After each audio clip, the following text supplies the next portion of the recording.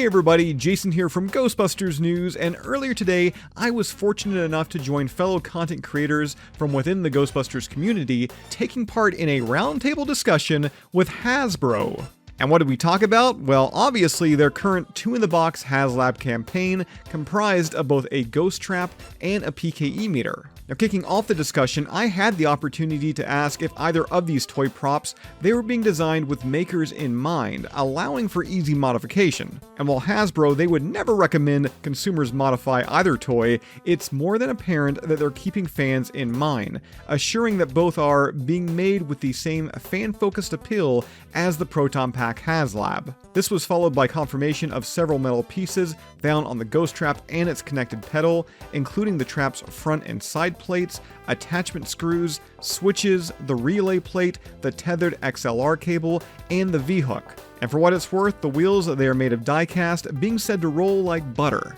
Likely the biggest news came from the confirmation of a rumble motor being planned for the trap's interior, providing a film-like vibration effect. There was some discussion surrounding putting a smoke effect inside, however due to supplementary testing and added cost, this was eventually shot down. But for those hoping to add their own smoke effect, well, you're in luck, as the trap will likely have what is said to be a sizable cavity within the main body, allowing fans to add their own, but again, this is something that Hasbro, they cannot endorse. When asking readers of Ghostbusters News if they had any questions for Hasbro, an overarching concern was the quality of the included threaded XLR cable.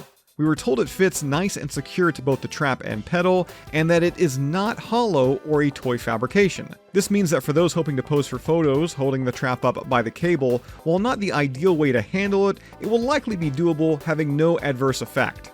Now, since the 10/27 reveal last month, the Ghost Trap's pedal, it has already underwent a change. As in that video, the user had to hold down the pedal to keep the trap door open. But now, a single press, it's going to open the trap up, requiring a separate press to initiate the capture sequence, closing the trap. Shifting our focus away from the Ghost Trap, now let's talk about the PKE meter. As Hasbro, they've been listening to fans' concerns, and we can confirm that the wings, they've been redesigned. They're going to be slightly more slender than what has been shown, along with alterations to the nubs found within Afterlife's Taser mode. Speaking of the shocking new addition, Hasbro did share that it will include bright flashing lights, simulating what's seen in the film. Regarding the PKE's electronics, in particular screen-accurate sounds, it was said that Ghost Core has given Hasbro access to all assets required, assuring, "We don't think you'll be disappointed." When asked about the EMF mode, they couldn't really go into specifics, given that the prop toy, it is still very much in early development.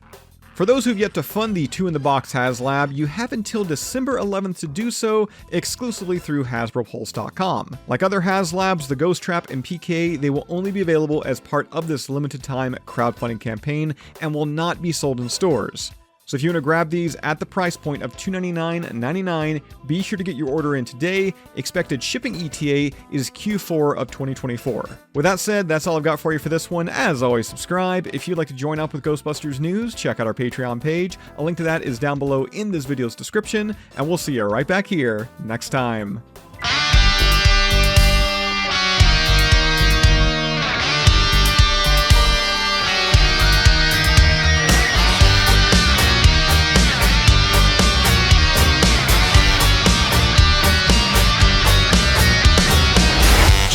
Your spine, your senses don't deceive you. Call up the guys who are ready to believe you. The number's 555-2368. But before you call, let's get something straight. What do you do when the ghost has been busted? Is it the source universally trusted? If you got a case of Ghostbusting blues, the cure for sure is Ghostbusters News.